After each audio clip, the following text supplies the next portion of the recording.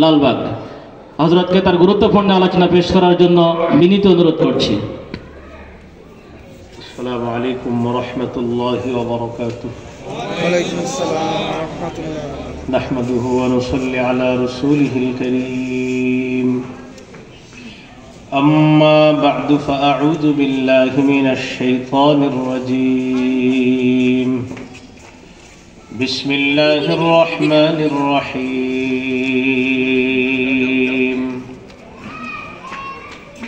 ওয়ামা أرسلناك إلا رحمة للعالمين. وقال رسول الله صلى الله عليه وسلم إن الله اصطفى من ولد إبراهيم إسماعيل واصطفى من ولد إسماعيل بني كنانة واصطفى من بني كنانة قريشا واصطفى من قريش بني هاشم واصطفاني من بني هاشم أو كما قال عليه الصلاة والسلام. اللهم صل على محمد وعلى آل محمد كما صليت على إبراهيم وعلى آل إبراهيم إنك حميد مجيد. اللهم بارك على محمد وعلى آل محمد كما باركت على إبراهيم وعلى آل إبراهيم إنك حميد مجيد.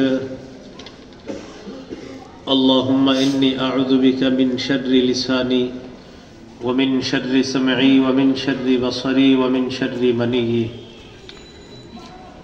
মাদ্রাসা উলুমুল কোরআন ঢাকা এর উদ্যোগে আয়োজিত হাফেজ ছাত্রদের পাগড়ি প্রদান উপলক্ষে বার্ষিক ওয়াজ মাহফিলে প্রধান অতিথি বীর মুক্তিযোদ্ধা জনাব আব্দুস সালাম, অন্যতম উপদেষ্টা, চেয়ারপারসন বাংলাদেশ জাতীয়তাবাদী দল বিএনপি, গুরুত্বপূর্ণ আলোচনা করেছেন মুফতি মাহমুদুর রহমান, প্রিন্সিপাল জামিয়া ইসলামিয়া বাইতুল আমান আদাবর ঢাকা, উপদেষ্টা অত্র মাদ্রাসা, মুফতি আমির হুসাইন, প্রিন্সিপাল আহসানুল উলুম আদাবর মাদ্রাসা ঢাকা, মুফতি মোহাম্মদুল্লাহ রিজওয়ান, ইমাম খতিব উত্তর আদাবর কেন্দ্রীয় জামে মসজিদ, চারতলা মসজিদ ঢাকা। এতক্ষণ গুরুত্বপূর্ণ আলোচনা করেছেন মুফতি আব্দুল্লাহ মাহমুদ হাশিমি, ইমাম ও খতিব সালেহপুর কেন্দ্রীয় জামে মসজিদ, আমিন বাজার, সাভার ঢাকা। সুন্দর আলোচনা করতেছিলেন আমন্ত্রিত হযরত উলামায়ে কেরাম। আজকের মাহফিলের সভাপতি কাজী ইজহারুল হক সেতু, বিশিষ্ট সমাজসেবক ও মুরব্বী অত্র মাদ্রাসা। বিশেষ অতিথি মুফতি মোহাম্মদ শহীদুল্লাহ, প্রতিষ্ঠাতা পরিচালক অত্র মাদ্রাসা। বিশেষ মেহমান মনোয়ার হাসান জীবন, বিশিষ্ট সমাজসেবক, মোহাম্মদপুর ঢাকা। যার আহ্বানে আপনারা এখানে উপস্থিত হয়েছেন হাফেজ জুনায়েদ হুসাইন, প্রিন্সিপাল, প্রতিষ্ঠাতা প্রিন্সিপাল অত্র মাদ্রাসা। এলাকাবাসীর পক্ষে তিনি আপনাদেরকে এখানে আমন্ত্রণ জানিয়েছেন। উপস্থিত হযরত উলামায়ে কেরাম, মুসলমান ভাইরা, আল্লাহ তাআলার দরবারে শুকরিয়া আদায় করছি। আল্লাহ আমাদেরকে এই মাহফিলে উপস্থিত হওয়ার তৌফিক দান করেছেন, বলি আলহামদুলিল্লাহ। আলহামদুলিল্লাহ। আমি আপনাদের সামনে পবিত্র কোরআন, এই বাড়ান না ভাই, এই সাউন্ড বাড়ান না, যা সাথে থাক, ধরবেন না মেশিন, পিছনে গিয়ে বসে না, প্রয়োজন নেই।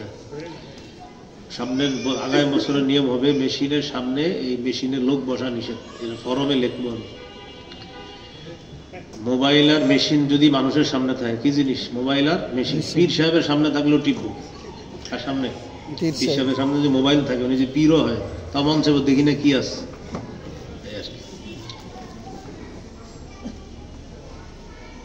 সূরা আম্বিয়ার 107 নম্বর আয়াতে কারিমা তেলাওয়াত করেছি।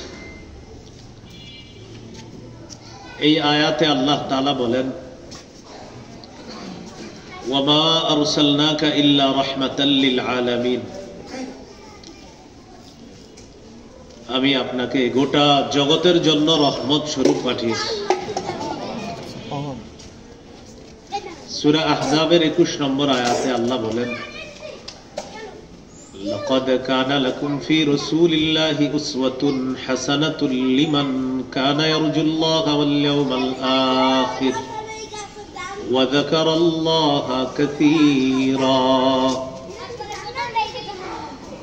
যারা আল্লাহকে চায়, আল্লাহকে কামনা করে, আখিরাত দিবসকে কামনা করে এবং আল্লাহকে বেশি বেশি স্মরণ করে, তাদের জন্য নবীজির জীবনের মধ্যে উত্তম আদর্শ রয়েছে। নবীকে আল্লাহ গোটা জগতের জন্য রহমত স্বরূপ পাঠাইলেন। রাসূলুল্লাহ সাল্লাল্লাহু আলাইহি সাল্লাম দুনিয়াতে আসলেন সোমবারে, রবিউল আউয়াল মাসের সোমবারে। মুসনাদে আহমদের বর্ণনা, 1 নম্বর খণ্ড 472 নম্বর পৃষ্ঠা। এখানে আসছে, আন আব্দুল্লাহ ইবনে আব্বাস রাদিয়াল্লাহু তাআলা আনহুমা উলিদা রাসূলুল্লাহ সাল্লাল্লাহু আলাইহি ওয়াসাল্লাম ইয়াউমাল ইতনাইন। রাসূলুল্লাহ সাল্লাল্লাহু আলাইহি সাল্লাম সোমবারে জন্মগ্রহণ করেছেন। সোমবার কি বছরে একদিন না সপ্তাহে একদিন? সপ্তাহে একদিন। তাহলে বলেন তো নবী কি বারে জন্মগ্রহণ করেছে? সোমবার। এখন এই সোমবারে নবী রোজা রাখতেন। রাসূল সাল্লাল্লাহু আলাইহি সাল্লামকে জিজ্ঞাসা করা হলো, সহিহ মুসলিমের বর্ণনা 1162 নম্বর হাদিস, সুইলা রাসূলুল্লাহ সাল্লাল্লাহু আলাইহি ওয়াসাল্লাম আন সাওমি ইয়াউমিল ইসনাইন। সোমবারের রোজা সম্পর্কে রাসূলুল্লাহ সাল্লাল্লাহু আলাইহি সাল্লামকে জিজ্ঞাসা করা হলে তিনি বললেন, ইয়াউমুন বুলিতু ফীহি, সোমবার এমন একটা বার যেই বারে আমি জন্মগ্রহণ করেছি, শুকরিয়া আদায় করার জন্য আমি সোমবারে রোজা রাখি। সুবহানাল্লাহ। তা আপনাদের কাছে আমি জানতে চাই, নবীজির জন্মদিনের আমল বাৎসরিক না সাপ্তাহিক? সাপ্তাহিক। কি বারে? সোমবার। খাওয়া না সারাদিন না খাওয়া? না, সারাদিন না। আপনারা করেন কি বছরে? হ্যাঁ, নবীজির জন্মদিনের আমল কি বাৎসরিক না সাপ্তাহিক? সাপ্তাহিক। কি বারে? সোমবার। নবীজি কি করতেন? রোজা রাখতেন। রোজা রাখতেন। কি করতেন? রোজা রাখতেন। আমাদেরও কি করা উচিত? রোজা রাখা উচিত। রোজা রাখা। বাৎসরিক না সাপ্তাহিক? সাপ্তাহিক। কারণ আপনি বাৎসরিক খান খালি, নবী রাখলেন রোজা, আপনি খান, সুন্নত কোথায় হলো? আল্লাহ বুঝার তৌফিক দান করেন, আমিন। সোমবারে তিনি জন্মগ্রহণ করলেন,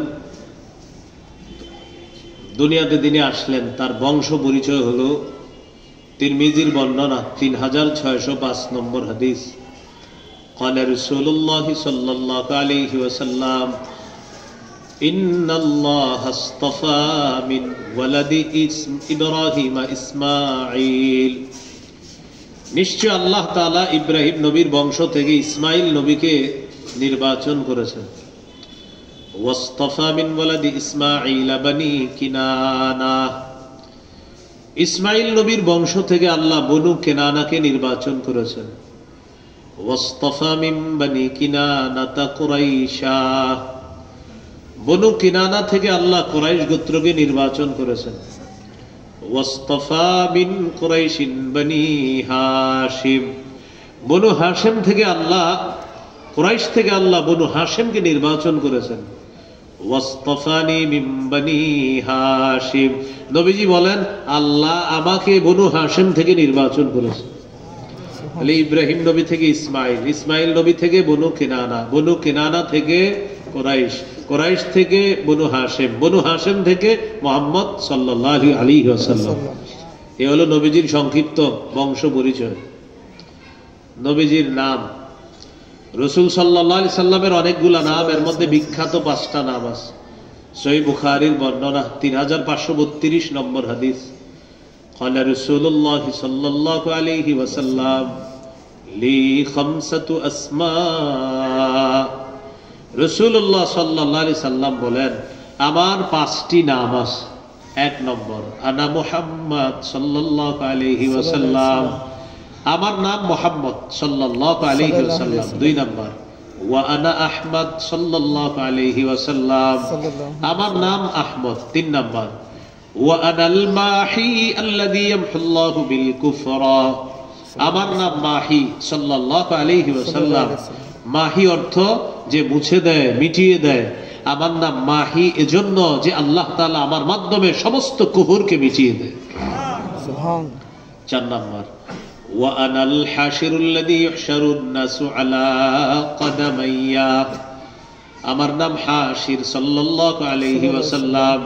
কিয়ামতের ময়দানে আমার আশেপাশে সমস্ত মানুষকে সমবেত করা হবে, এজন্য আমার নাম হাশির। পাঁচ নম্বর, ওয়া আনাল আকিব সাল্লাল্লাহু আলাইহি ওয়াসাল্লাম, আমার নাম আকিব। আকিব মানে আমি সর্বশেষ আগমনকারী নবী, আমার পরে আর কোনো নবী হবে না। এই হলো রাসূল সাল্লাল্লাহু আলাইহি সাল্লামের নাম। নবী দুনিয়াতে আসলেন, তিনি দেখতে কেমন ছিলেন? আল জামিউস সগীর হাদিসের কিতাব 6452 নম্বর হাদিস, কানা রাসূলুল্লাহ সাল্লাল্লাহু আলাইহি ওয়াসাল্লাম আবিয়াদা কান্নামা সিগা মিন ফিদ্দা। রাসূলুল্লাহ সাল্লাল্লাহু আলাইহি ওয়াসাল্লাম এতটাই সৌন্দর্যময় ছিলেন, এত সৌন্দর্যের অধিকারী আল্লাহ তাকে বানিয়েছেন। নবীর দেহ মুবারকটা দেখলে মনে হতো যেন দেহটা রূপা দিয়ে তৈরি করা। সুবহানাল্লাহ। নবীজির দেহ মুবারক কি দিয়ে তৈরি করা? রূপা দিয়ে গঠন করা মনে হতো। মাথা কেমন ছিল? তিরমিজির হাদিস 3637 নম্বর হাদিস, 3637, কত হয়? 3637। عن علي بن أبي طالب رضي الله تعالى عنه قال كان رسول الله صلى الله عليه وسلم ضخم الرأس। আলী রাদিয়াল্লাহু তাআলা আনহুর বর্ণনা, তিনি বলেন রাসূলুল্লাহ সাল্লাল্লাহু আলাইহি সাল্লামের মাথা মুবারক তুলনামূলক অন্যদের চেয়ে একটু বড় ছিল, দেখতে অসাধারণ সুন্দর লাগতো। সুবহানাল্লাহ। মাথার চুলগুলো কেমন ছিল? জাওয়াইদুল মুসনাদ হাদিসের কিতাব, এই কিতাবের 944 নম্বর হাদিস, এই হাদিসে এসেছে কানা রাসূলুল্লাহ সাল্লাল্লাহু আলাইহি ওয়াসাল্লাম কাসীরা শাআরির রাসি, রাসূলুল্লাহ সাল্লাল্লাহু আলাইহি সাল্লামের চুলগুলো ছিল ঘন। এখন চুলগুলো কি কোকড়ানো ছিল নাকি লম্বা ছিল?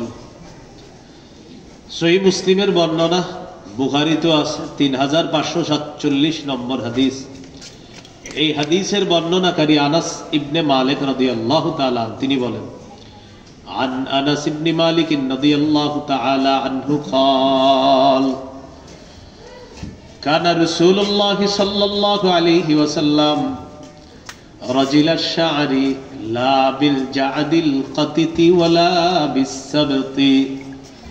নবীজির চুলগুলো একেবারে কোকড়ানো ছিল না, আবার একবারে সোজা লম্বা ছিল না। একেবারে কোকড়ানো না, আবার একেবারে লম্বাও না। তাহলে কেমন ছিল? এটা আরেক হাদিসের মধ্যে আসছে, আল জামিউস সগীর 6475 নম্বর হাদিস।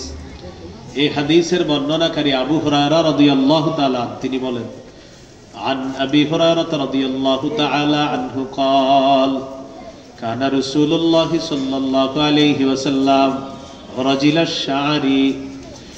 নবীজির চুলগুলা একেবারে কোকড়ানো না, আবার একেবারে লম্বাও না, বরং আল্লাহ নবীর চুলগুলা ছিল রজিলার শাড়ি।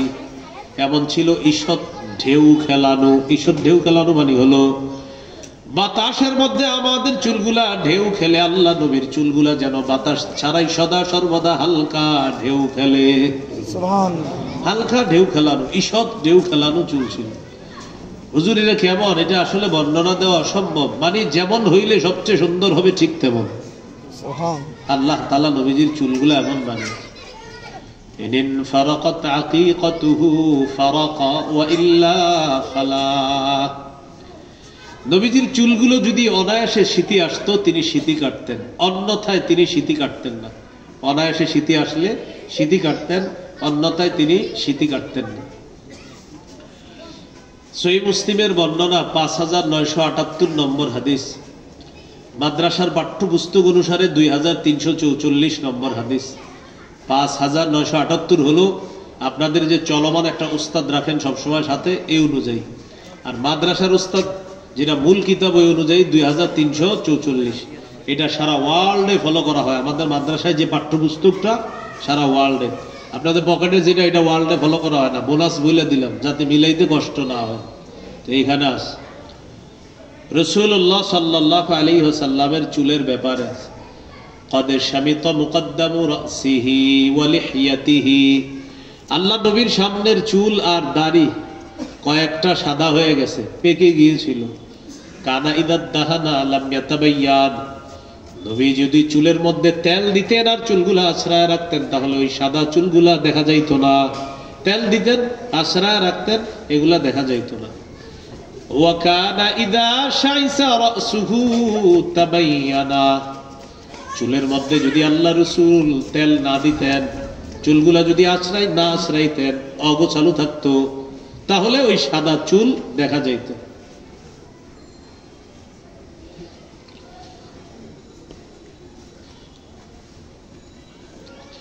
রাসূলুল্লাহ সাল্লাল্লাহু আলাইহি সাল্লামের চুল মুবারক কেমন ছিল? সাদা ছিল। তেল দিলে ওই সাদা চুলের যে অংশটা এটা দেখা যাইত না। আর যদি তিনি তেল না দিতেন, যদি চুল এলোমেলো অগোছালো থাকতো, তাহলে তার ওই চুল দেখা যাইত। এখন কথা হলো, নবীজির চুল এলোমেলো অগোছালো মানে ওইটা আরেক সুন্দর। তেল দিলে এক সুন্দর, তেল না দিলে আরেক সুন্দর, আশ্রা রাখলে এক সুন্দর, আশ্রানো না থাকলে নবীর চুল মুবারক আরেক সুন্দর। সুবহানাল্লাহ। যেমনে রাখবেন এমনি সুন্দর। এই হলো নবী সাল্লাল্লাহু আলাইহি সাল্লামের চুলের বিবরণ। চুল লম্বা ছিল কেমন বলেন? ওয়াফরা, ওয়াফরা, ওয়াফরা, ওয়াফরা, লিম্মা, লিম্মা, জুম্মা, জুম্মা, আবার ওয়াফরা, ওয়াফরা, লিম্মা, লিম্মা, জুম্মা।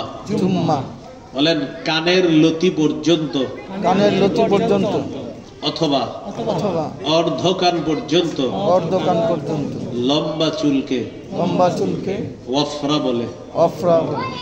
দুই কান, দুই কান, দুই কাঁধের দুই কাঁধের মাঝামাঝি পর্যন্ত মাঝামাঝি পর্যন্ত লম্বা চুলকে লম্বা চুলকে লিম্মা বলে।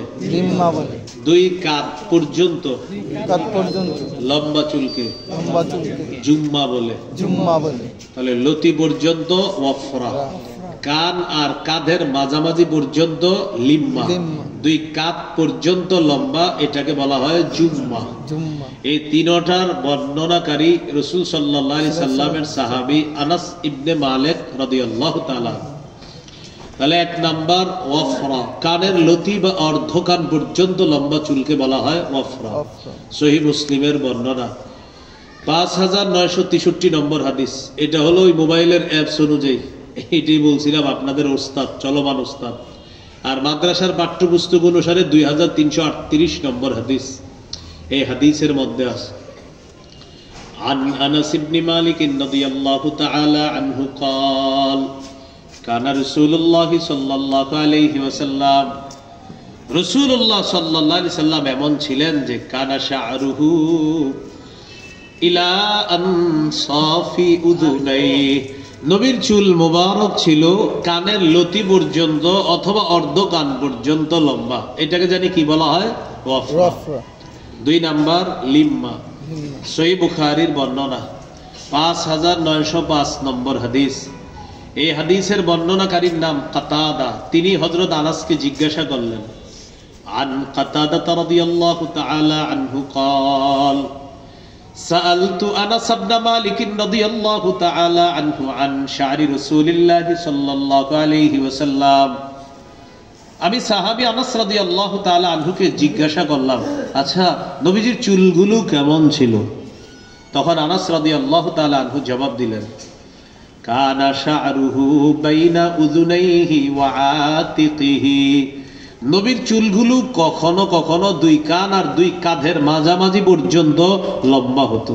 এটাকে জানি কি বলা হয়? লিম্মা। লিম্মা। সহিহ বুখারীর বর্ণনা 5904 নম্বর হাদিস। এই হাদিসের বর্ণনাকারী হযরত আনাস রাদিয়াল্লাহু তাআলা। عن أنس بن مالك رضي الله تعالى عنه قال كان يضرب شعر رسول الله صلى الله عليه وسلم منكبيه রাসূলুল্লাহ সাল্লাল্লাহু আলাইহি সাল্লামের চুল মুবারক কখনো কখনো 2 কাঁধ পর্যন্ত লম্বা হতো, এটাকে বলা হয় জুম্মা।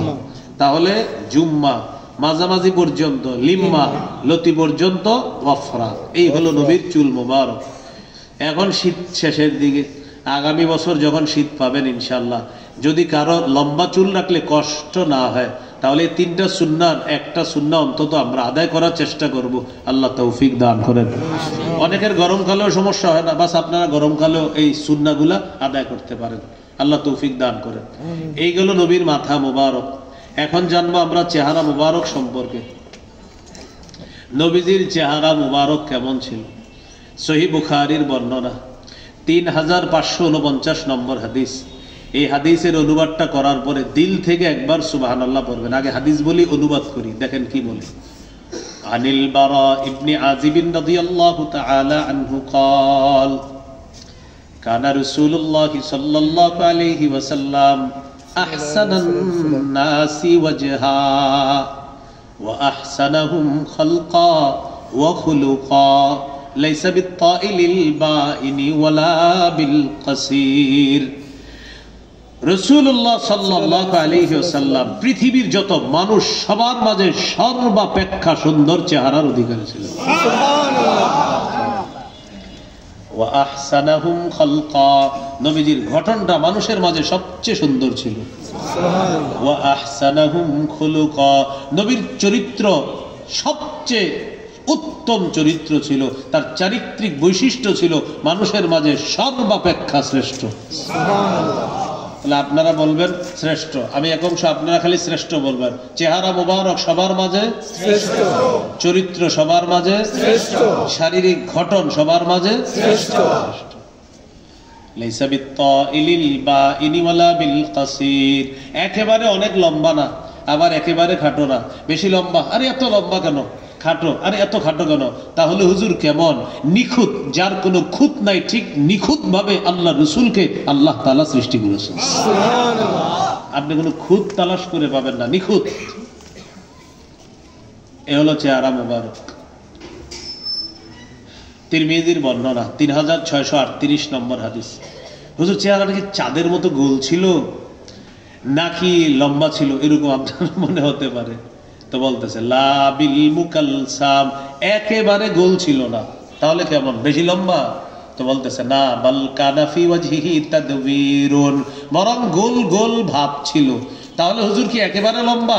না, একেবারে লম্বা না। তাহলে কি একবারে গোল? কয় না, গোলও না। কয় কি? কয় বেশি গোল হইলে বলে আরে এত গোল কেন, লম্বা হলে বলে এত লম্বা কেন। তাহলে কেমন?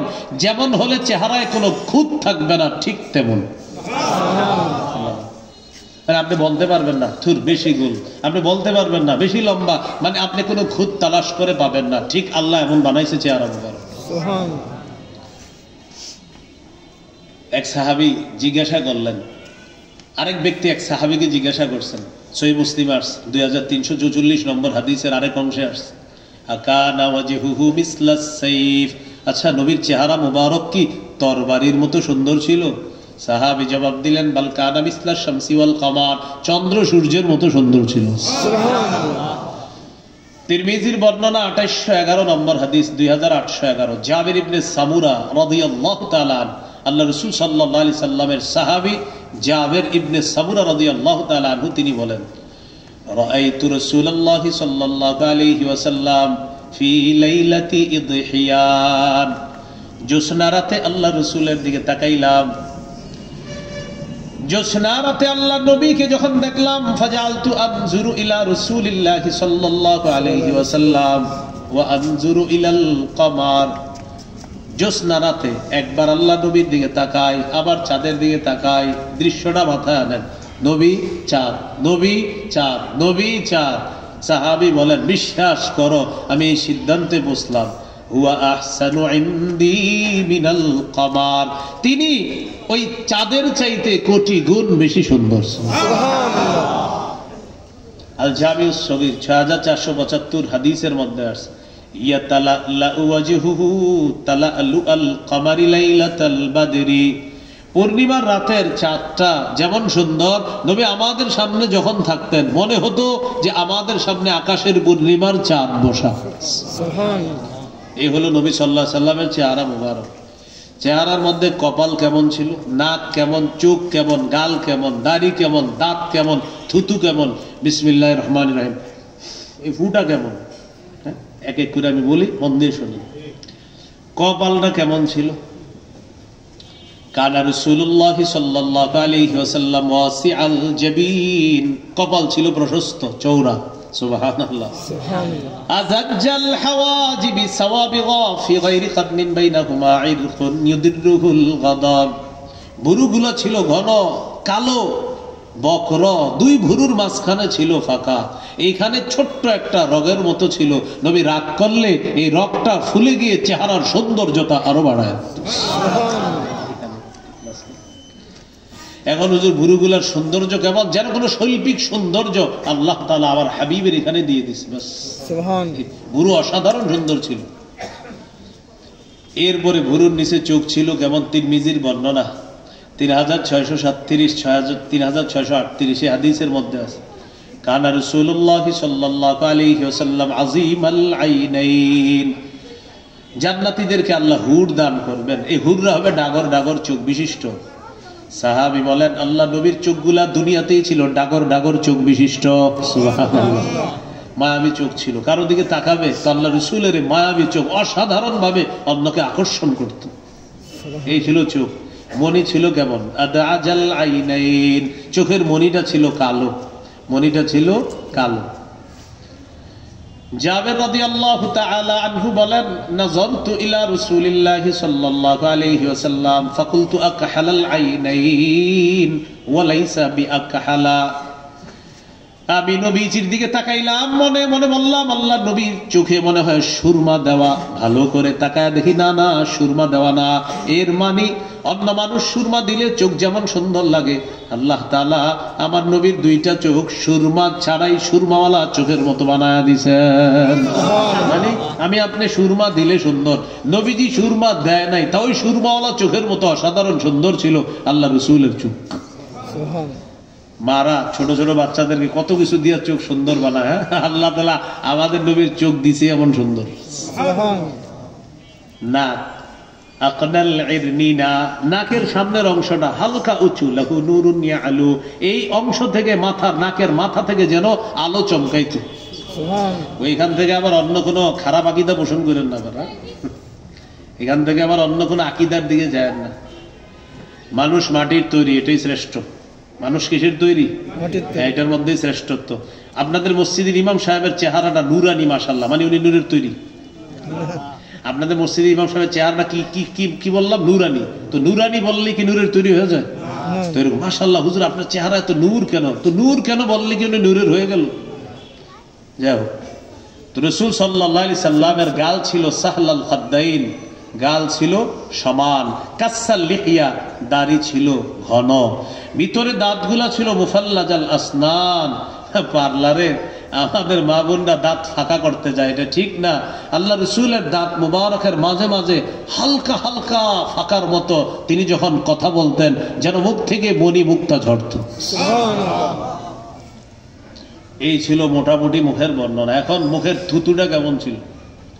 সহিহ বুখারীর বর্ণনা 4210 নম্বর হাদিস। খায়বারের যুদ্ধ বিজয় হচ্ছে না মুসলমানদের, রাসূলুল্লাহ সাল্লাল্লাহু আলাইহি সাল্লাম একটা ঘোষণা করলেন। হাদিসের বর্ণনাকারী সাহাবীর নাম সাহল ইবনে সাদ আস-সাঈদী রাদিয়াল্লাহু তাআলা আনহু।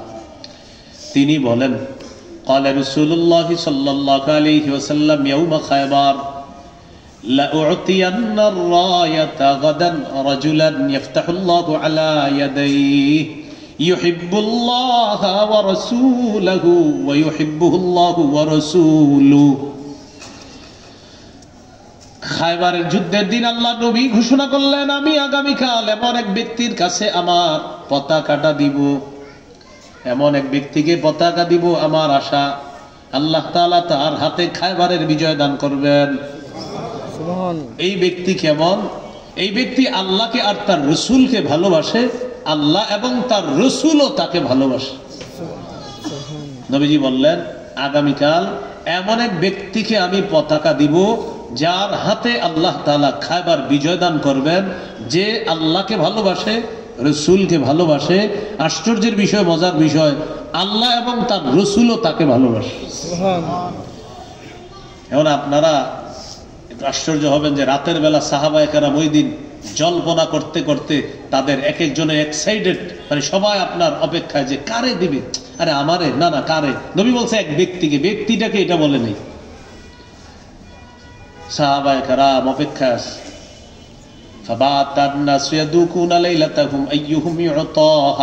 সবাই এই জল্পনায় রাত কাটিয়ে দেয় যে কাকে দেওয়া হবে পতাকাটা। فلما أصبح الناس غدوا على رسول الله صلى الله عليه وسلم كلهم يرجو أن يعطاها। সকালবেলা সাহাবায়ে কেরাম নবীজির আশেপাশে আসলেন। আসার পর সবার আশা তাকেই পতাকাটা দেওয়া হবে। সবার দিকে আল্লাহ রাসূল সাল্লাল্লাহু আলাইহি সাল্লাম তাকেই বললেন, আইনা আলী ইবনু আবি তালিব রাদিয়াল্লাহু তাআলা আন। আলী কোথায়? সুবহানাল্লাহ। কে কোথায়? আলী কোথায়? সাহাবীগণ জবাব দিলেন, ক্বালু হুয়া ইয়াশতাকি আইনাইহি ইয়া রাসূলুল্লাহ। হুজুর আলীর দুই চোখে সমস্যা হয়েছে, এই জন্য আসে নাই। فقال رسول الله صلى الله عليه وسلم ارسلوا الى علي। তোমরা আলীর কাছে লোক পাঠাও, আলীকে আমার কাছে নিয়ে আসো। ফাউতিয়া বিহি। আলী রাদিয়াল্লাহু তাআলা আনহুকে রাসূলুল্লাহ সাল্লাল্লাহু আলাইহি সাল্লামের কাছে নিয়ে আসা হয়। আসার পর ফাবাসাকা ফি আইনাই। আলী রাদিয়াল্লাহু তাআলা আনহুর দুই চোখে রাসূলুল্লাহ সাল্লাল্লাহু আলাইহি সাল্লাম থুতু মুবারক লাগিয়ে দিলেন। ওয়াদাআলা, তার জন্য দোয়া করলেন। সাহাবায়ে কেরাম বলেন, তার দুই চোখ এমন ভাবে ভালো হয়ে গেল, কাল্লাম ইয়াকুন বিহি ওয়াজাউন, যেন আলীর দুই চোখে কোনোদিনও কোনো সমস্যা ছিল না। সুবহানাল্লাহ। তো পতাকা দিয়ে দিস হযরত আলী রাদিয়াল্লাহু তাআলা আনহু। দেওয়ার পর হযরত আলী রাদিয়াল্লাহু তাআলা আনহু বললেন, ওয়াকাতিলুন নাস হাত্তা ইয়াকুনু মিসলানা। হুজুর, আমি কি তাদের বিরুদ্ধে লড়াই করব যতক্ষণ তারা আমাদের মতো মুসলমান না হয়? فقال رسول الله صلى الله عليه وسلم انفذ على رسلك حتى تنزل بساحتهم। আলী, তুমি এই অবস্থায় তাদের আঙিনায় গিয়ে অবতরণ করবা। ফাদউহুম ইলাল ইসলাম, তাদেরকে ইসলামের প্রতি আহ্বান করবা, দাওয়াত দিবা। فوالله لا يهدي الله بك رجلا واحدا خير لك من ان يكون لك حمر النعام। আলী, মহামূল্যবান লাল ওট তোমার হওয়ার চাইতে আল্লাহ তাআলা যদি তোমার মাধ্যমে একজন ব্যক্তিকে হেদায়েত দান করে, আরবের ওই মহামূল্যবান লাল ওটের চাইতে এটা তোমার জন্য আরো অনেক বেশি উত্তম। এখান থেকে কি আদর্শ? বেঈমানদের এলাকায় গিয়ে তাদেরকে দাওয়াত দেওয়া। কি করা? তাদেরকে দাওয়াত দেওয়া, ইসলামের শিক্ষা। তো আলী রাদিয়াল্লাহু তাআলা আনহুর সম্পর্কে যে হাদিসটা জানলাম, এখানে আমাদের মূল শিক্ষা হলো থুতু মোবারক কতটা বরকতি ছিল। স্বপ্নেও যদি আপনারা এরকম দিয়ে দেয় তাও কাজ হয়ে যাবে। হ্যাঁ, স্বপ্নেও যদি দেয়।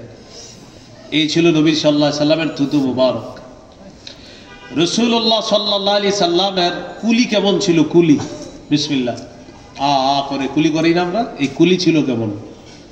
মুসনাদে আহমদের হাদিস 18838 নম্বর হাদিস। এই হাদিসের মধ্যে আছে, উতিয়া রাসূলুল্লাহ সাল্লাল্লাহু আলাইহি ওয়াসাল্লাম বিদালবিম মিম্মা। আল্লাহর নবীর কাছে এক বালতি পানি আনা হলো। পানি আনার পর ফাশারিবা মিনহু, আল্লাহর নবী পানি পান করলেন। করার পর ফাবাজ্জা ফিদ্দালবি, কুলি করে বালতির মধ্যে পানি ফেলে দিলেন। বালতির মধ্যে পানি ফেলে দেওয়ার পর ওয়াসাব্বা ফিল বিইরি, ওই বালতির পানিগুলা কূপের মধ্যে ফেলে দেওয়া হলো। আবার বলছি, নবীজি বালতির পানি থেকে পান করলেন, কুলি করলেন, বালতিতে ফেলে দিলেন। বালতির পানিগুলো সাহাবায়ে কেরাম কূপের মধ্যে ফেলে দিল। তাহলে কুলির পানি গিয়ে মিশলো কিসের পানির সাথে? কূপের পানির সাথে। সাহাবী বলেন, ফাফাহা মিনহা মিসলু রিহিল মিস্ক। কুলির পানি যখন কূপের পানির সাথে মিশে যায়, ওই পানি থেকে মেশক আম্বরের ঘ্রাণ বের হওয়া শুরু হয়। এই হলো কুলি। নবীজির ফু ছিল কেমন? এই যে বিসমিল্লাহির রহমানির এরকম এই যে ফুটা, এটা কেমন ছিল? এক সাহাবী নাম সালামা ইবনুল আকওয়া রাদিয়াল্লাহু তাআলা, তিনি দৌড়াইতে পারতেন অনেক বেশি। কেমন বেশি? ঘোড়া আপনি দৌড়াইবেন, ঘোড়া চালাইবেন, উনি দৌড়ায় গিয়ে আপনার ঘোড়া ধরে ফেলবে। এই সালামা ইবনুল আকওয়া, কি নাম সাহাবীর? সালামা। সালামা রাদিয়াল্লাহু তাআলা আনহু, তিনি তার পায়ের গোছার মধ্যে একটা আঘাত পেয়েছে, পায়ের গোছায়। ইয়াজিদ ইবনে আবি উবাইদ একদিন তার পায়ের গোছার মধ্যে আঘাত দেখলেন, দেখার পর তো এই আঘাতে মানুষ স্বাভাবিকভাবে হাঁটার কথা না, কিন্তু উনি দিব্যি স্বাভাবিক হাঁটতেছে, দৌড়ায়, মানে উনি আগের মতোই। সালামা রাদিয়াল্লাহু তাআলা ওনার ওই আঘাতের কারণে কোনো পরিবর্তন নাই। যেমন আমার পায়ে যদি একটা আঘাত থাকে, আমি তো আপনাদেরকে হয়তো এরকমও বলে দিতাম, ভাই আমার পক্ষে সম্ভব না বাসা থেকে নামা, কিন্তু সাহাবী উনি আঘাত আছে কিন্তু ওনার মতো উনি চলতেছে। তো ইয়াজিদ ইবনে আবি উবাইদ রাসূলুল্লাহ সাল্লাল্লাহু আলাইহি সাল্লামের প্রিয় সাহাবীকে জিজ্ঞাসা করলেন, আচ্ছা আপনার এই পায়ের গোছার মধ্যে এটা কি? তো তিনি জবাব দিলেন, আসাবাতনি ইয়াউমা খায়বার, খায়বারের দিন আমার এই পায়ের মধ্যে আঘাত লেগেছে, আমি আঘাতপ্রাপ্ত হয়েছিলাম।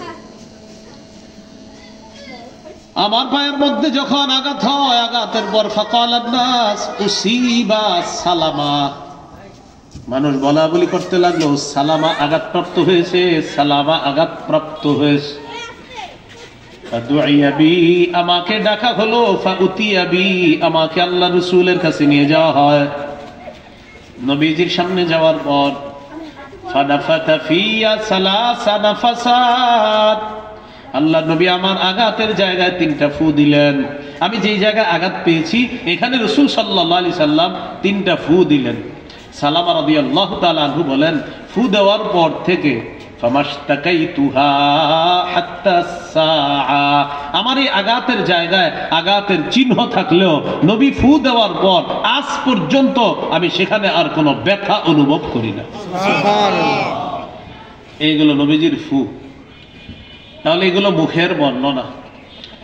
রাসূল সাল্লাল্লাহু আলাইহি সাল্লামের এই গলাটা ছিল কেমন? গলা একটা রূপার প্লেটের মধ্যে যদি মণি মুক্তা সাজায় রাখেন, সৌন্দর্য কমবে না বাড়বে? বাড়বে।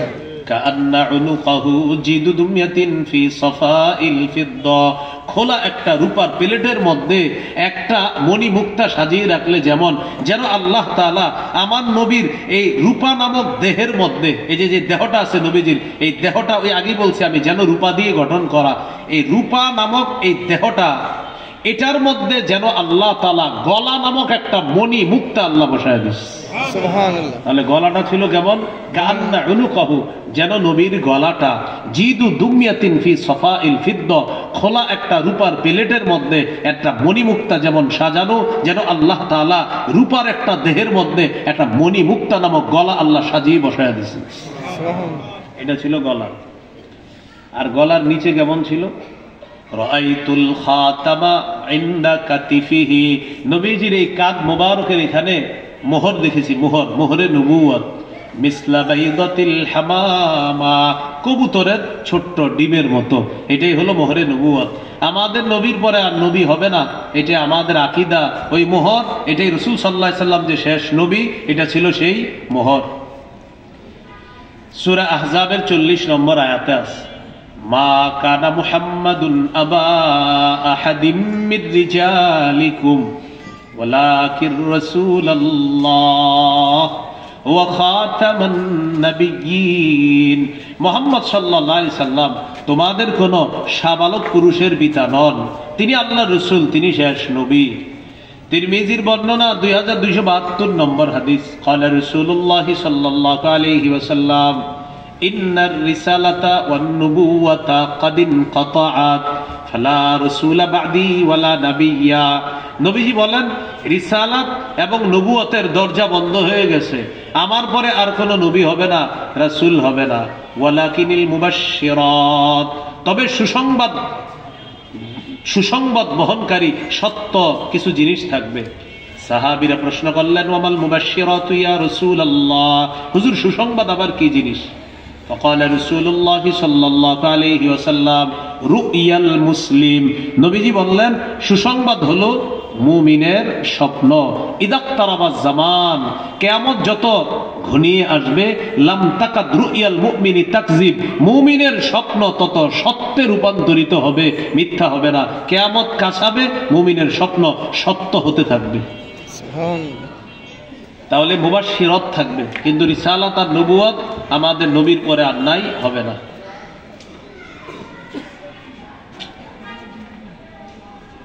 তাহলে রাসূল সাল্লাল্লাহু আলাইহি সাল্লাম শেষ নবী, নবীজির পরে আর নবী নাই, নবী হবে না। এটাই দেখছেন এই কাদের কাছে মোহরে নবুয়ত। আমাদের আকীদাও এটাই, আমাদের নবীর পরে কি আর নবী হবে না। কেউ যদি মনে করে যে ব্যাখ্যা সাপেক্ষে আমাদের নবীর পরে নবী হতে পারে, কি সাপেক্ষে? কেউ যদি এরকম আকীদা লালন করে, সে কাফের, তার অনুসারীরা কাফের। কোন মুসলমানদের মধ্যে মুনাফিক রূপী শয়তান যদি তাদের সমর্থন করে, তারাও কাফের। ঠিক। ব্যাখ্যা, কোনো ব্যাখ্যা টাখ্যা নাই। মুহাম্মদ সাল্লাল্লাহু আলাইহি ওয়াসাল্লাম শেষ নবী, এখানে ব্যাখ্যার সুযোগ নেই।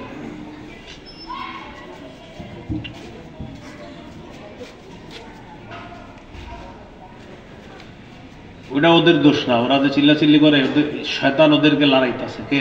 না না, শোনেন, ইবলিস কেন লড়ায়? আমি তো আপনাদের দোয়া আলহামদুলিল্লাহ শুরু থেকে শেষ পর্যন্ত হয়তো আয়াত বলি, না হয় হাদিস বলি, আর এই দুইটা সহ্য করে রাখে শয়তান। এজন্য আমি আমার সব মাহফিলে, শুধু আপনাদের এখানে না, সব মাহফিলে আমি বসার পরে এরকম কিছু ঝামেলা চারপাশে শুরু হয়। কেন? ইবলিস লড়ায়, তুই দুষ্টামি কর, দুষ্টামি কর। কেন এরকম লড়ায় জানেন? তুমি কিন্তু ভালো কথা চলতেছে, তো এই জন্য ও সবসময় ডিস্টার্ব করে। একদম যত মাহফিলে যাবো, একদম যেখানেই যাবা, আগে পরে দেখবেন আওয়াজ নাই। যে আমি বসবো যখন, তখন আমি শুরু থেকে বলবো, ভাই আল্লাহ এটা বলছে, নবী এটা বলছে, ইবলিস দূর, পরে আলোচনা আশেপাশে এরকম চিল্লা চিল্লি শুরু করা যায়। এটা বাচ্চাদেরও দোষ না, ওদেরকে গিয়ে খোঁচাবে। তো যাই হোক, এটা আপনাদের এখানে আমি এটা পরীক্ষিত, সব জায়গায় যেখানে যাই, মানে আমি শুরু করি আউযুবিল্লাহ বিসমিল্লাহ, জানেন আমি কিচ্ছু কমু না, আমি এটাই কমু, ভাই আল্লাহ কোরআনে এটা বলছে, নবী এটা বলছে, বাস শুরু হয়ে যায় আওয়াজ। কেন? ইবলিস চিন্তা করে না, এটি শোনানো যাবে না, এক টেনশন।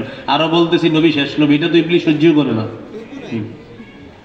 আমাদের নবী শেষ নবী, কারণ ইবলিসের দোস্ত আছে গুরুদাসপুরে একজন, যেটা মারা গেছে এখন, ওর অনুসারী আমাদের দেশও আছে, পৃথিবীতেও আছে, আমাদের বাংলাদেশেও দিব্যি ওদের অফিস আছে। আমরা রাষ্ট্রীয়ভাবে চাই আমাদের দেশেও বিভিন্ন দেশের মতো তাদেরকে কাফের ঘোষণা করা হবে, তারা কাফের হিসাবে বাঁচবে, কিন্তু মুসলিম নাম ধরে এই মুনাফিকে আচরণ করার সুযোগ দেওয়া এদেশে হবে না। এটা একটা দাবি উঠাতে হবে, ইনশাল্লাহ আস্তে আস্তে উঠবে, এক এক সমস্ত দাবি উঠবে, এবং এই দাবি আদায় করতে হবে। মুসলমান 90% বেশি এই দেশে, ঠিক আছে আপনি মুসলমান, হিন্দুরা হিন্দুদের পরিচয় আছে, তাদের কি কোনো ডিস্টার্ব করে কেউ? প্রত্যেক ধর্মের অনুসারীরা তাদের পরিচয়ে থাকবে, বসবাস করবে, বাঁচবে। কাফের যদি কেউ থাকে, তারা কাফের পরিচয়ে বাঁচবে, মুসলিম নাম ধারণ করে কোনো মুনাফিকের পরিচয় দিতে পারবে না, দেওয়ার সুযোগ দেওয়া হবে না। ইনশাল্লাহ মুসলমান আস্তে আস্তে আমরা আমাদের অধিকার আদায় করেই ছাড়বো ইনশাল্লাহ। এই হলো মোহরে নবুয়ত। এখানে ওই কাদের কাছে? মোহরে নবুয়ত। আমাদের নবী শেষ নবী, নবীজির পরে আর নবী নাই, নবী হবে না। রাসূল সাল্লাল্লাহু আলাইহি সাল্লামের বুক মুবারক কেমন ছিল?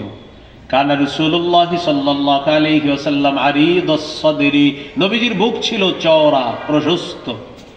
দাকিকাল মাসরুবা, বুক থেকে নাভি পর্যন্ত একটা পশমের চিকন সরু রেখা, একদম চিকন পাতলা একটা আপনার পশমের রেখা, বুক থেকে নাভি পর্যন্ত, যেন কোনো শৈল্পিক সৌন্দর্য আল্লাহ তাআলা আমার হাবিবের বুক থেকে নাভি পর্যন্ত আল্লাহ বসায় দিয়েছে। এত সুন্দর ছিল পশম। পেট কেমন ছিল? সাওয়া আল বাতনি ওয়াস সাদরি, পেট বুক সমান ছিল। বুক আর পেট ছিল কি? সমান সমান। বুক আর পেট ছিল সমান সমান। আমাদেরও পেট বুক সমান থাকা দরকার, পেট না বাড়া উচিত, পেটগুলা না বাড়া কি উচিত। 10টা বাজে 11টা বাজে রাতের খাবার খেয়ে যদি কেউ শুয়ে যায়, তো তার তো পেট বাড়বে। এই জন্য আশা খেতে হবে ঈশার আগে। বলেন আশা, আশা খেতে হবে, খেতে হবে ঈশার আগে। এশার আগে। আশা মানি হলো, বলেন আশা মানে হলো রাতের খাবার। রাতের খাবার। আশা অর্থ কি? রাতের খাবার। এখন থেকে বলবেন আশা খাবো এশার আগে, আশা খাবো ঈশার আগে। স্ত্রীর বলবেন কি আশা কালকে থেকে এশার আগে দিবা। বললে আরে কি আশা? বলবেন আশা মানি রাতের খাবার, এখন থেকে আশা হবে ঈশার আগে, মানে আশা মানি রাতের খাবার, এটা খাবো ঈশার আগে। ঈশা মানি ঈশার নামাজ, আশা মানি রাতের খাবার। তাহলে এটা সহজে মনে রাখবেন, আশা খাবো ঈশার আগে। এই জন্য বললাম তাহলে ঈশা এশার নামাজ, আশা রাতের খাবার, তো সহজে মনে থাকবে আমাদের। এটা খেতে হবে এশার নামাজের আগে। খাওয়ার পর এশা পড়বেন, এশার পরে 2 রাকাত সুন্নত পড়বেন, সুন্নত পড়ার পরে আরো 8 রাকাত পড়বেন, তাহলে 6 আর 8 কত হয় 14। এরপরে আরো 3 রাকাত বিতির পড়বেন, এই হলো 17 রাকাত। বাসায় আসবেন, স্ত্রীর সাথে কিছু ধর্মীয় কথা বলে তাড়াতাড়ি শুয়ে যাবেন, তাহাজ্জুদ নামাজ পড়ার চেষ্টা করবেন। তাহাজ্জুদ পড়ার পর ফজরে আযান দিবে, 2 রাকাত সুন্নত ঘরে পড়বেন যদি অনেক বেশি সময় থাকে। সময় থাকার পর ঘরে সুন্নত পড়ে স্ত্রীর দিকে তাকাবেন, তাকানোর পর যদি দেখেন আপনার স্ত্রী ঘুমিয়ে আছে, তাকে জাগ্রত করবেন। যদি তিনি জাগ্রত থাকে তার সাথে 2-4টা ধর্মীয় কথা বলবেন, এমনি 2-4টা বলবেন। কেন বলবেন? আমার নবী বলছে। কেন জাগ্রত করবেন? আমার নবী জাগ্রত করছে এই জন্য। জাগ্রত করার আগে আল্লাহকে বলে নিবেন, আল্লাহ ইসরাফিলের রব, মিকাইলের রব, মুহাম্মদ সাল্লাল্লাহু আলাইহি সাল্লামের রব, এটা বলবেন। হে আল্লাহ, ইসরাফিলের রব, জিবরাইলের রব, মিকাইলের রব, আল্লাহুম্মা রব্বা জিবরিলা ও মিকাইল, ও জিবরাইলের রব, ও মিকাইলের রব, ও মুহাম্মদ সাল্লাল্লাহু আলাইহি সাল্লামের রব, আমাকে আপনি মাফ করেন, আমাকে আপনি মাফ করেন, আমাকে আপনি মাফ করেন, 3 বার বলবেন। বলার পর স্ত্রীর দিকে তাকাবেন, যদি তিনি ঘুমন্ত থাকে তাকে জাগ্রত করবেন। আম্মা জান আয়েশা সিদ্দিকা রাদিয়াল্লাহু তাআলা আনহা বলেন, আমি ঘুমন্ত থাকলে নবী আমাকে জাগ্রত করতেন। এই স্ত্রীর সাথে একটু ধর্মীয় কথা বলবেন, ভালো কথা। আম্মা জান বলেন, নবী আমার সাথে কথা বলতেন। কথা বলার পর হযরত বেলাল রাদিয়াল্লাহু তাআলা আনহু আয়েশা ডাক দিতেন, তখন নবী মসজিদে ফজরের নামাজ পড়ানোর জন্য মসজিদে রওনা করতেন। বাকি এখানে আরেকটা সুন্নাহ আছে, এটা আপনাদেরকে আমি বলি, যাদের সম্ভব হবে আমল করবেন। যদি বলেন এটা আমল করতে গিয়ে আরেকটা ছুটে যায় তাহলে করবেন না। সেটা কি? নবীজি একটু শুইতেন না, আপনারা শুইলে তো ঘুমায় যাবেন। মানে ফজরের সুন্নত পড়ার পর নবীজি একটু শুইতেন, না আমরা শুইলে কি হবে, ওইটা দেখবো 10টা। তো এখন আপনি যদি এটা কিভাবে করবেন, যে আমার হাবিব যেহেতু সুন্নাহটা পালন করছে আপনি এইভাবে করতে পারেন, বাস নবীজি শুইতেন, তো আপনিও শুইলেন আবার উঠে গেলেন সাথে সাথে, এতটুকু। কারণ আপনি একটু দেরি করলে ঘটনা ঘটে যাবে অন্য কিছু। এই জন্য এটা করার পরে এরপরে নবীজি মসজিদে যেতেন। এই সুন্নাহ মোতাবেক আপনি রাত্রি যাপন করেন, ইনশাল্লাহ আপনার পেট অত সহজে বাড়বে না। এই ছিল রাসূল সাল্লাল্লাহু আলাইহি সাল্লামের পেট আর বুক। হাত আর পা ছিল কেমন? কানা রাসূলুল্লাহ সাল্লাল্লাহু আলাইহি সাল্লাম শাসনাল কাফাইনি ওয়াল কাদামাইন, নবীজির হাত আর পা ছিল মাংসালু একটু। হাতটা ছিল আলিয়ান, নরম ছিল, তুলতুলে নরম। হাতটা ছিল তুলতুলে নরম। আবার জিহাদের ময়দানে তরবারি ধরলে আল্লাহ রাসূল ছিলেন শ্রেষ্ঠ মুজাহিদ। রাস্তা দিয়ে যখন হাঁটতেন যেন নবীজি সাল্লাল্লাহু আলাইহি সাল্লাম ইনহাত্তা বিন সাবাব, উপর থেকে নিচে নামতেছে সিঁড়ি দিয়ে, এমন মনে হতো আসলে তিনি সমতল ভূমিতে হাঁটতেছে, কিন্তু সহজ সরল মানুষের মতো রাস্তা দিয়ে হাঁটতেন, মনে হতো তিনি উঁচু থেকে নিচুতে নামতেছেন। এইভাবে আল্লাহ রাসূল সাল্লাল্লাহু আলাইহি সাল্লাম হাঁটতেন। নবীজিকে যখন কেউ ডাক দিতেন হাঁটা অবস্থা, তিনি পুরা শরীর ঘুরিয়ে তার দিকে তাকাইতেন, এরকম না, পুরাটা ঘুরিয়ে তার দিকে তাকিয়ে তাকে যথেষ্ট মূল্যায়ন করতেন। এই হলো রাসূল সাল্লাল্লাহু আলাইহি সাল্লামের সূরত। বলেন কি এটা? সূরত। আরেকটা হলো নবী সাল্লাল্লাহু আলাইহি সাল্লামের সিরত। হ্যাঁ, সিরতটা কি? সিরতটা হলো আম্মা জান আয়েশা সিদ্দিকা রাদিয়াল্লাহু তাআলা আনহাকে জিজ্ঞাসা করা হলো, কাইফা কানা খুলুকু রাসূলিল্লাহি সাল্লাল্লাহু আলাইহি ওয়াসাল্লাম, রাসূলুল্লাহ সাল্লাল্লাহু আলাইহি সাল্লামের চারিত্রিক বৈশিষ্ট্য কেমন ছিল তার ব্যাপারে আমরা আপনার কাছে জানতে চাই, তার জীবনটা কেমন ছিল। আম্মাজান বললেন, কোরআন আছে না তোমাদের কাছে? হ্যাঁ। কানা খুলুকুহু আল কোরআন, পুরা কোরআনটাই হলো আল্লাহ রাসূল সাল্লাল্লাহু আলাইহি সাল্লামের চরিত্র। সুবহানাল্লাহ। কিভাবে? কোরআনের যা আদেশ এটাই নবীর চরিত্র, কোরআনের যা নিষেধ এটাই নবীর চরিত্র। আদেশগুলা তিনি যথাযথ 100 পালন করেছেন, নিষেধগুলা তিনি পরিপূর্ণভাবে বিরত থেকেছেন। এই জন্য আম্মাজান বললেন পুরা কোরআনটাই হলো আল্লাহ রাসূলের চরিত্র। সাহাবায়ে কেরাম জিজ্ঞাসা করলেন, আম্মাজান নবীজি যখন ঘরে থাকে কি করে? খালি নামাজ রোজা করে, মানে সাহাবারা মনে করছে নবীজি মনে হয় খুব ইবাদত বন্দেগী করে ঘরে সারাক্ষণ। আম্মাজান বললেন, কানা রাসূলুল্লাহ সাল্লাল্লাহু আলাইহি সাল্লাম ফি মিহনাতি আহলিহি, নবীজি ঘরের যে কঠিন কঠিন কাজের মধ্যে নিজে অংশগ্রহণ করে স্ত্রীদেরকে সহযোগিতা করতেন। আম্মাজান আর কি করে? আম্মাজান জবাব দিলেন, নবীজি নিজের জুতাগুলা সেলাই করে, নিজের জামা মোবারক আল্লাহ রাসূল সাল্লাল্লাহু আলাইহি সাল্লাম সেলাই করে, এইভাবে তার কাজগুলা নবীজি নিজে করেন। আমরা কি করি? এইখানে পানি আছে, এই যে বসে রয়েছে, স্ত্রীর বলে একটু পানি দাও তো, আচ্ছা এইখান থেকে আপনি নিলে কি সমস্যা, একটু পানি দাও তো, মানে আর কোনো কাজ নেই, এমনি হুদেই বসে রয়েছে, একটু পানি দাও, এটা কোনো কথা? নবীজি আমাদেরকে কি শিখাইলেন? আর উনি আবার স্ট্যাটাস দেয় ফেসবুকে, আপনার এইভাবে ওনার স্ত্রী দেয় পানি দেওয়ার, ফেসবুকে আবার স্ট্যাটাস দিবে, দেখেন আমার বিবি আমার কতটা খেয়াল রাখে, আপনি আনতে পানি আনায় খানা না খেয়াল রাখা বলে। তো রাসূলুল্লাহ সাল্লাল্লাহু আলাইহি সাল্লামের জীবন আমাদের জন্য আদর্শ, ঠিক না ভাই? ঠিক। নবীজি সাল্লাল্লাহু আলাইহি সাল্লাম ঘরের কাজে অংশগ্রহণ করতেন, জুতা সেলাই করতেন, নিজের জুতা। নবীজি সাল্লাল্লাহু আলাইহি সাল্লাম জামা মুবারক সেলাই করতেন, এগুলো আল্লাহ রাসূল নিজে করতেন। নবীজি বললেন, শোনো, তোমাদের মধ্যে সর্বোত্তম ওই ব্যক্তি যার চরিত্রটা সবচেয়ে ভালো, সে হলো তোমাদের মধ্যে সবচেয়ে পরিপূর্ণ মুমিন। আর শোনো, তোমাদের মধ্যে সর্বোত্তম ওই ব্যক্তি যে তার স্ত্রীর কাছে উত্তম। আর শোনো, আমি নবী আমার স্ত্রীদের কাছে পৃথিবীর সর্বশ্রেষ্ঠ চরিত্রের অধিকারী। এই হলো নবীর সিরাত। এটা কি নবীজির সিরাত? নবীর সিরাতের গুরুত্বপূর্ণ তিনটি অংশ আমরা আমাদের জীবনে আনার চেষ্টা করব। বলেন, অবিচলতা, অবিচলতা, কথার আঘাত, কথার আঘাত, কর্মের আঘাত। কর্মের আঘাত, অবিচল ভাবে দাওয়াত দিব, অবিচলভাবে দাওয়াত দিব, কথার আঘাত সহ্য করব, কথার আঘাত সহ্য করব, কর্মের আঘাত সহ্য করব। কর্মের আঘাত সহ্য করব। এই তিনটা বিষয় বৈশিষ্ট্য আমরা আমাদের মধ্যে আনার চেষ্টা করব। অবিচল ভাবে দাওয়াত দিতে হবে। নূহ আলাইহিস সালাতু ওয়াস সালাম তিনি বলেন, রব্বি ইন্নী দাউতু কওমি লাইলা ওয়া নাহারা। তার বক্তব্য আল্লাহ কোরআনে আনছে সূরা নূহের মধ্যে, আল্লাহ আমি আমার জাতিকে দিনে দাওয়াত দেই, রাতে দাওয়াত দেই, ফালাম ইয়াজিদহুম দুআই ইল্লা ফিরারা। আমার দাওয়াতে এরা শুধু পলায়, আল্লাহ এরা শুধু পলায়ন করে। ইন্নী কুল্লামা দাউতুহুম লিতাগফিরা লাহুম জাআলু আসাবিআহুম ফি আযানিহিম। আল্লাহ আমি যখনই তাদেরকে দাওয়াত দিয়েছি আপনি যেন মাফ করেন, তারা তাদের কানে আঙ্গুল ঢুকাইছে যেন আমার কথা তাদের কানে না যায়। এইভাবে নূহ নবী অবিচল ভাবে দাওয়াত দিয়েছেন। কয় বছর? 950 বছর। সূরা আনকাবুতের 14 নম্বর আয়াত, ওয়ালাকাদ আরসালনা নূহান ইলা কওমি ফালাবিথা ফীহিম আলফা সানাতিন ইল্লা 50 আমা। আমি নূহকে তার জাতির মাঝে প্রেরণ করলাম, তিনি তাদের মাঝে ছিলেন 50 বছর কম, 1000 বছর, মানে 950 বছর তাদেরকে তিনি দাওয়াত দিলেন। রাসূল সাল্লাল্লাহু আলাইহি সাল্লামের জীবনের অন্যতম 4টি কাজ, মিশন নিয়ে আল্লাহ পাঠিয়েছিলেন। সেই মিশনগুলো হলো, 1 নাম্বার তেলাওয়াতুল কোরআন, কোরআন তেলাওয়াত করা। 2 নাম্বার এই তেলাওয়াতুল কোরআনটা অন্যকে শিক্ষা দেওয়া। 4 নাম্বার এই কোরআনের ব্যাখ্যা সাহাবায়ে কেরামকে শিক্ষা দেওয়া। আর 4 নাম্বার ছিল আপনার আত্মশুদ্ধি করা। এটা হলো সূরা বাকারা। ইব্রাহিম নবীর দোয়া ছিল এই 4টা, আল্লাহ এমন এক নবী পাঠান যেই নবী কোরআন তেলাওয়াত করবে। 2 নাম্বার জাতিকে কোরআন শিক্ষা দিবে। 3 নাম্বার হাদিস শিক্ষা দিবে, মানে কোরআনের ব্যাখ্যা। 4 নাম্বার আত্মশুদ্ধি করবে। আল্লাহ দোয়াটা কবুল করছে, তবে সিরিয়ালটা একটু অন্যভাবে। আল্লাহ বলে দিলেন, ইব্রাহিম নবী আপনার দোয়া আমি কবুল করলাম, তবে সিরিয়ালটা এইভাবে। আল্লাহ নবীকে আল্লাহ পাঠাইলেন, তিনি 1 নাম্বার কোরআন তেলাওয়াত করবে, 2 নাম্বার তিনি আত্মশুদ্ধি করবে। ইব্রাহিম নবী দোয়ার মধ্যে 4 নাম্বারে বলছিলেন আত্মশুদ্ধি, আল্লাহ বললেন না, 2 নাম্বারে আত্মশুদ্ধি। আত্মশুদ্ধি করার পর 3 নাম্বার তিনি জাতিকে কোরআন শিখাবেন, 4 নাম্বার কোরআনের ব্যাখ্যা শিখাবেন। 2 নাম্বার আত্মশুদ্ধি কেন? কোরআন রাখতে হলে আত্মাটা সাফ করতে হবে, তাই নবী দ্বিতীয় কাজটাই করবে, জাতির আত্মা সাফ করার কাজ করবে। তাই সাহাবায়ে কেরামের আত্মাটা আগে সাফ করতে হবে, তাসকিয়াতুন নফস, আত্মা পরিশুদ্ধ করতে হবে, এরপর কোরআনটা সেখানে রাখতে হবে।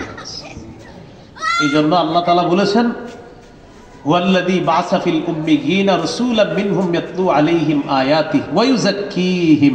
আর সূরা বাকারায় ইব্রাহিম নবীর দোয়াটা, রব্বানা ওয়া বা'আস ফীহিম রাসূলাম মিনহুম ইয়াতলু আলাইহিম আয়াতিকা, এরপরে কি ওয়া ইউআল্লিমুহুমুল কিতাব ওয়াল হিকমা ওয়া ইউযাক্কিহিম। আর সূরা জুমার মধ্যে কি, ওয়াল্লাযী বা'আসা ফিল উম্মিয়িনা রাসূলাম মিনহুম ইয়াতলু আলাইহিম আয়াতিহি ওয়া ইউযাক্কিহিম। সূরা বাকারায় 4 নম্বরে ওয়া ইউযাক্কিহিম, সূরা জুমার মধ্যে 2 নম্বরে ওয়া ইউযাক্কিহিম। সূরা আলী ইমরানেও আছে। তো 3 নম্বরে ওই আল্লিমহুমুল কিতাব, 4 নম্বর ওয়াল হিকমা। 3 নম্বর কোরআন শিখাবে, 4 নম্বর হিকমত শিক্ষা দিবে। মাদ্রাসাটার নাম মাদ্রাসায়ে উলুমুল কোরআন, এখানেও কোরআনের ইলম চর্চা করা হয়, শিক্ষা দেওয়া হয়। এই শিক্ষা, এটা আল্লাহ রাসূলের জীবনের সিরাত। বলেন এটা কি? সিরাত। নবীজি সাল্লাল্লাহু আলাইহি সাল্লামের সিরাত, কোরআন শিখা, কোরআন শিখানো। এজন্য হাদিসের মধ্যে আসছে, তিরমিজির 2909, 2910, 2 হাদিসের মধ্যে আসছে। এক হাদিসে আসছে, মান ক্বারাআ হারফাম মিন কিতাবিল্লাহ ফালাহু বিহি হাসানা। কোরআনের একটা অক্ষর বললে তার আমলনামায় নেকি হয়, ওয়াল হাসানাতু বিআশরি আমসালিহা।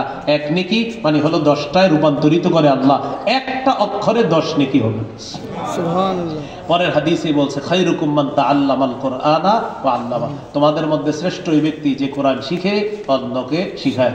আমরা এই মাদ্রাসার প্রতি খেয়াল রাখবো, মাদ্রাসার জন্য আমরা দোয়া করব। আজকে 5 জন হাফেজে কোরআন হয়েছে, এদেরকে যেন আল্লাহ তাআলা আব্দুল্লাহ ইবনে মাসউদ, আব্দুল্লাহ ইবনে আব্বাস রাদিয়াল্লাহু আনহুমা, তাদের মতো বড় মুফাসসির, মুহাদ্দিস, হক্কানি, রব্বানি আলেম হিসাবে আল্লাহ কবুল করেন। সুবহানাল্লাহি ওয়া বিহামদিহি, সুবহানাকাল্লাহুম্মা ওয়া বিহামদিক, আশহাদু আল্লা ইলাহা ইল্লা আনতা, আস্তাগফিরুকা ওয়া আতুবু ইলাইক। আজকের যে আলোচনাটা নবীজির সিরাত সম্পর্কে, এটা আপনার স্ত্রীকে একটু শোনানোর চেষ্টা করবেন, তাকে একটু পড়ানোর চেষ্টা করবেন। আমার একটা সংকলন আছে, দেখেন গাড়িটা আসছে কিনা, জ্যামের মধ্যে পইরা পরে রিক্সা দিয়ে আসছি আপনাদের এখানে।